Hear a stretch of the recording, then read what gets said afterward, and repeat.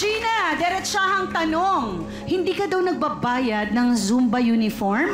Alam mo, ma'am, nagbabayad po ako. Nagkataon lang kung wala pa po akong pera. Pabalik-balik siya sa bahay namin. Yung asawa ko, nag-inis na sa kanya. Lagi siya nagsasabi, yung bayad mo, bakit? Bakit siya masyadong concerned doon sa ano? Magkano ba ito? 250 lang naman yun. Okay. Kaya ko naman bayaran yun. Pinapahiya niya pa ako.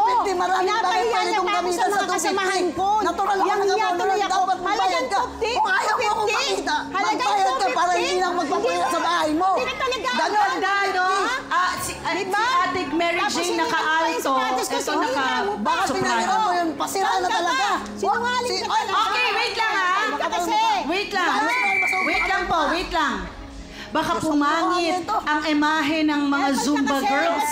Ate Gina, wait lang. Kung bago ang pera mo, hindi mo masisira. Ate Gina, Okay lang ha. Wait, ate lang, Mary break Jane. lang po Kasi tayo. kailangan, maging malinaw. Ano na ba ang pinag-aawayan na ninyo? Kanina kasi dun sa hindi mabayaran uniform na 250, ngayon naman ang sinasabi mo, Ate Gina, may sapatos kang pinahiram. Yung sapatos ba na pinahiram mo pang Zumba? Pang Zumba yun. Okay. Ang masaklap, hiniram ng anak niya, sinira. Ayan, oh. Kung talagang bago ang sapatos mo, hindi agad yan masisira. Local yung sapatos na yan. Ayan, Sira na yan, pasira na yan. Okay. Mo yan sa akin. Ano sabi mo?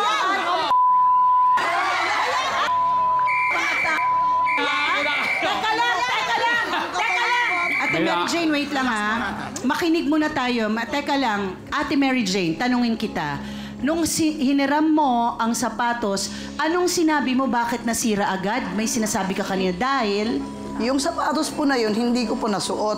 Sinuot ng anak ko, hindi naman niya alam kung kanino yung sapatos di na niya, yun. okay. Opo. Tapos? And then pag mama, sira na po pala tong sapatos. Napahiya nga ako sa klase ko eh, kasi sabi nakabuka na daw yung sapatos na suot So, niya. ang sinasabi mo nung hiniram yon kay Ate Gina, nakabuka na, sira na yung sapatos. Hindi ko po na-check yun, ma'am, Hindi mo na na-check, gano'n. pero Opo, nung sa hindi, anak opo. mo. Dapat Ano sa kinabukasan tingin ko mo ba't susuotin. nasira agad? Sa tingin ko po, ma'am, mayroon talagang leak na yung sapatos na yun. Dahil? Pero sasabihin niyang bago.